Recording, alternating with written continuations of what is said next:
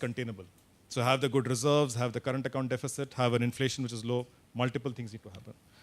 On the other point on vested interest, I agree with you. I think, and truth be told, sometimes we do pitch for things which are in our interests. So, which is why we like it when you go there and make those pitches. Okay.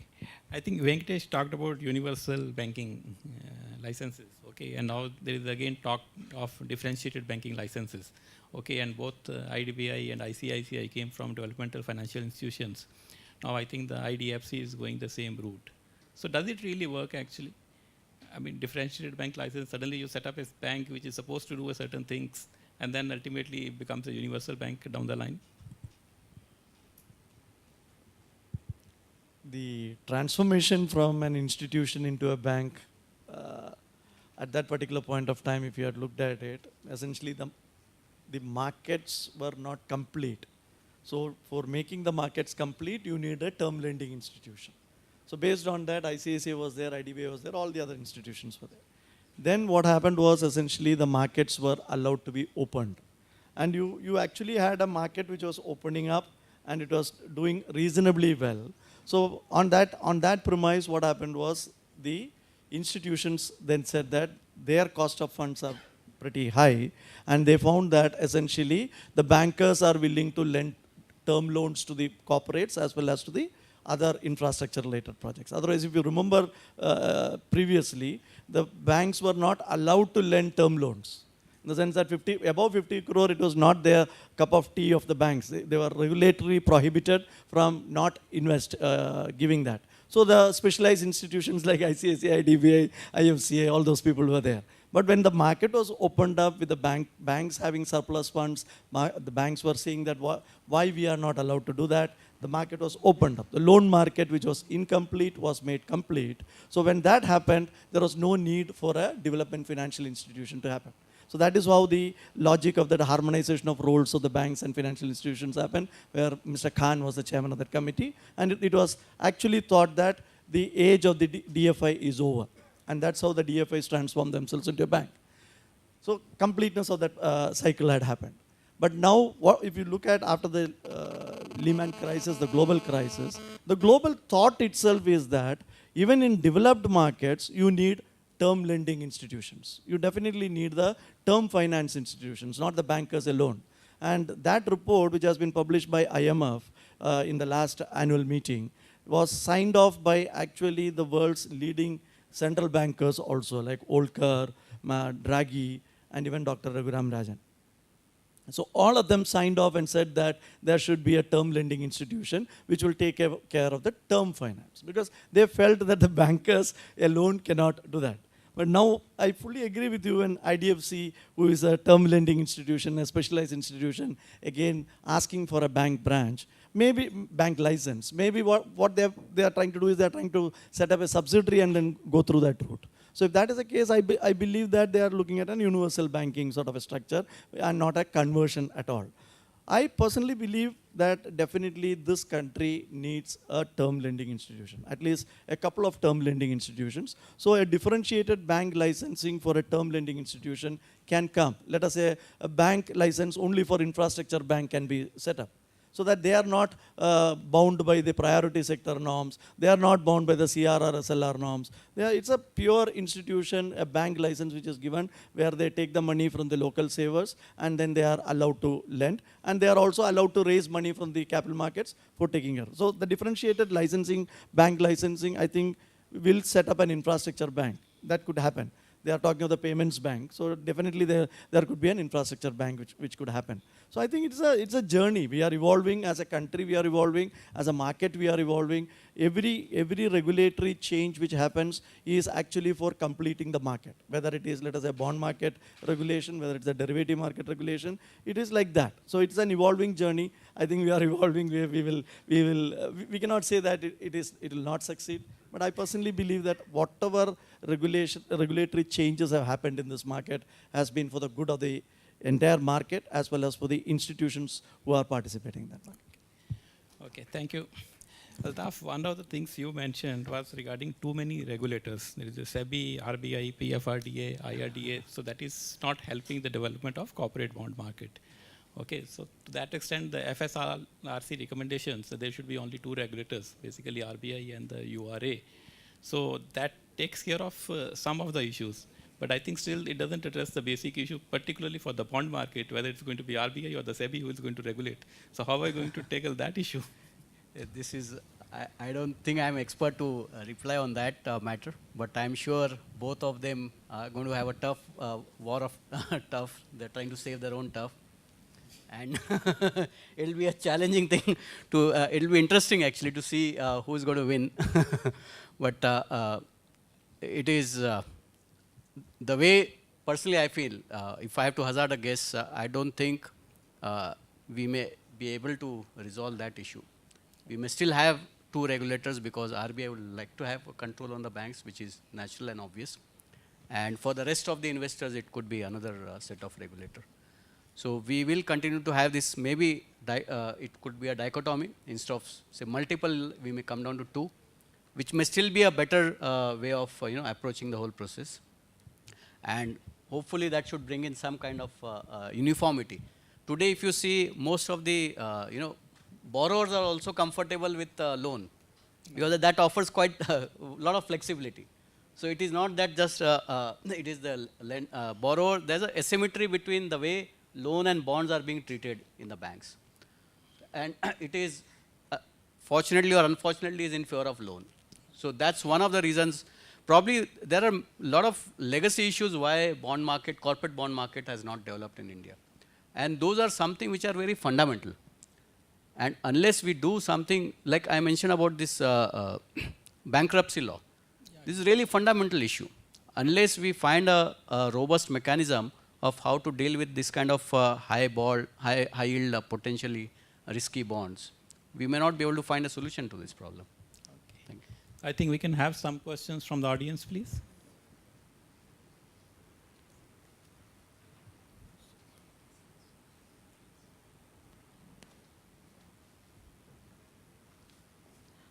Good afternoon. I come from the NBFC sector, and it's always been a challenge for the NBFC sector to access bank funds, and RBI's decision about accessing public market money has also been a flip-flop decision. So whether we do deposits, whether we can accept debentures, or public market debentures, or private debentures. So the biggest thing which I think many of the panelists about is investing money should come to financial industry and not in real assets like gold or properties and stuff like that. I'm sure the debt market could be a very good option for the retail public to invest because they actually participate directly in the interest product, unlike a fixed deposit where they don't ride the interest curve. And maybe the mutual fund is not the best option for them because yields are much lower. Corporates give much better yields for the retail middle class, lower middle class option. The biggest challenge which we find is when we issue papers, there is no depth of the market. Liquidity is an issue. What can the regulator do to help more active, more tax arbitrage or tax advantage for making the retail investors participate in debt papers? Shilpa?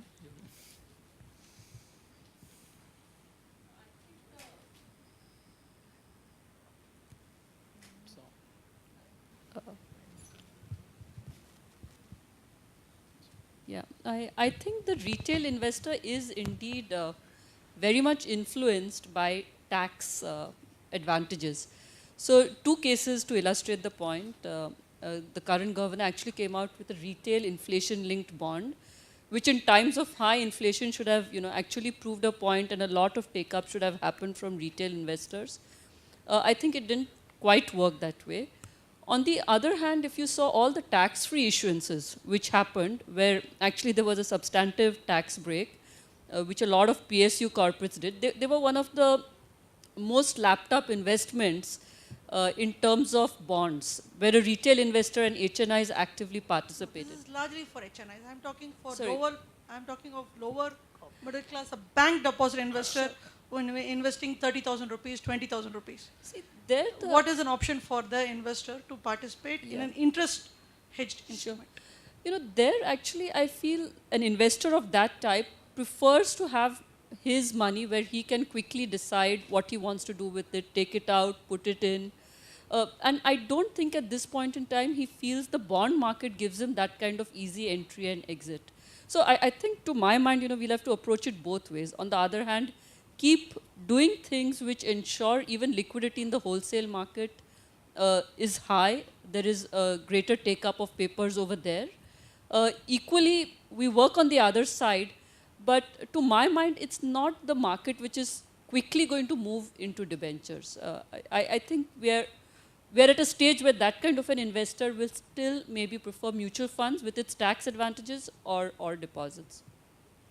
If that is the reason that most low middle class is moving to gold as an option of investment, which is again is in a way affecting her in a macroeconomic situation.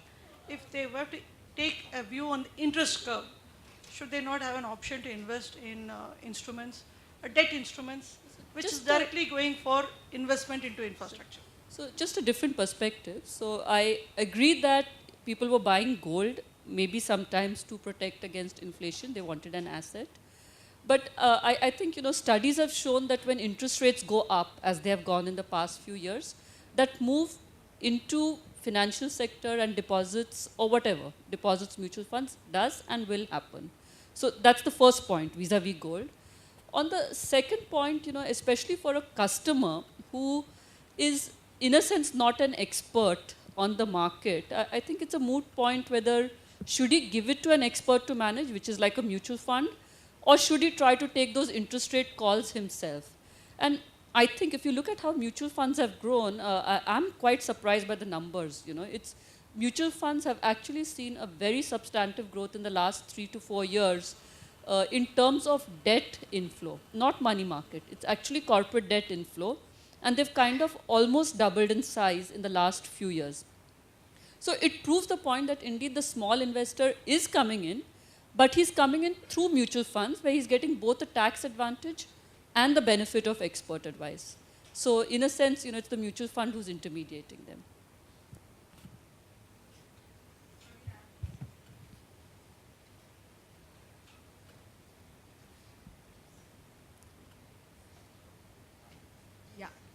My question really is to Anand. First of all, congratulations. You've actually got Jamal and me agreeing on something, which is what the RBI's very conservative view on foreign debt is what really saw us through. My question to you was somewhat related to that. I thought one of the biggest learnings from the global crisis, especially the Euro crisis, was really that the peripheral Euro countries, European countries, which went in heavily for foreign currency finance, debt finance growth, were in the sorry state because they did precisely that. What makes you think differently? And their fundamentals, mind you, were far better than ours. Sure.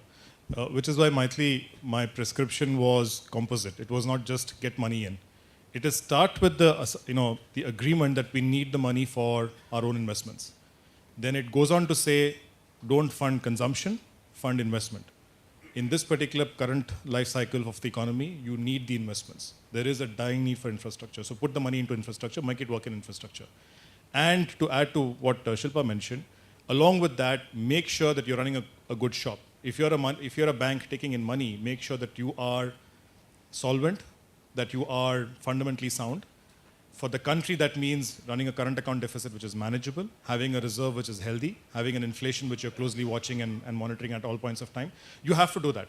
You can't get, the point that Shilpa made is excellent, which is that you want to try and get money on your own terms. But let's be realistic.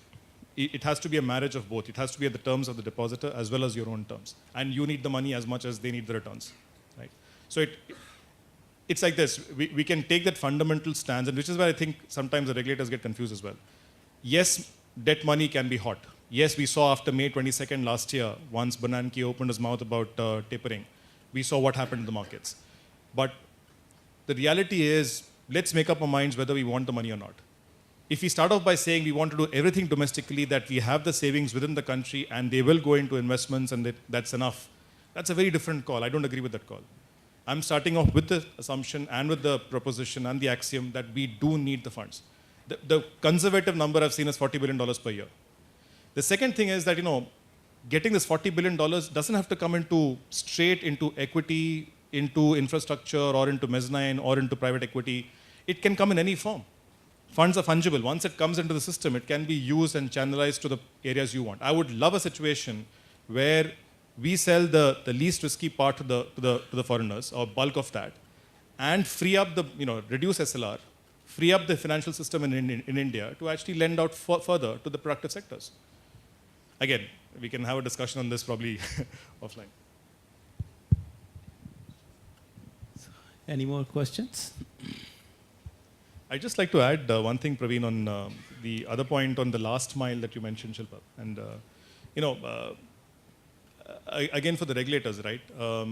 Some fundamental issues that we sometimes find in the CDS market or in the FX options market. We have this rule, I don't know if you're aware or not, in CDS, that users can buy protection. Likewise, in the FX options market, end users can buy protection. Now, explain to me which market will work where end users can only do one thing, buy or sell. If your market makers are market makers, right? They're conduits, they take risk and pass it on to somebody else. If the end users can only buy protection, who's selling it in the first place? So in FX options, for instance, we've been saying, allow clients to do covered calls and covered puts. Again, there'll be a lot of people who stand up and say, oh God, you're increasing the risk in the system. You're not. There is an underlying for the client to sell an option as well. The point is, if somebody is buying insurance, there has to be somebody else selling it. And we're not in life insurance where somebody can take an actuarial call and run with the risk. This is a financial market with actual participants. Sometimes the regulations, and I heard Cyril Schroff saying this, so I should give the benefit to him. We tend to make regulations looking at the exceptions. We regulate for the exceptions, not for the general rule. We look at what could go wrong, who could do what, and then try and plug everything in that regulation. Give the broad principle. Give the broad principle that we don't want you to speculate, that if the bank or the corporate speculates, we will hold you to ransom. And then give a regulation, which is, open. Again, a wish list. Anyway, I think we have already run out of the time allotted to us. So a huge round of applause to my panelists.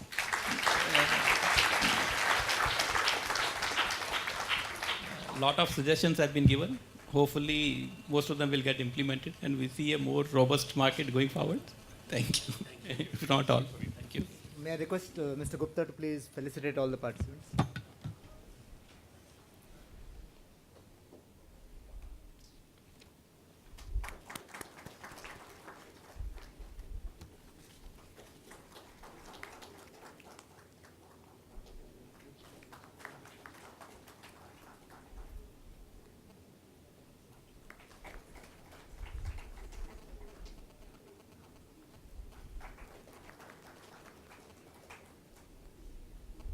Thank you, sir. May I request everyone to please join us for tea. We'll reassemble after 15 minutes. Thank you.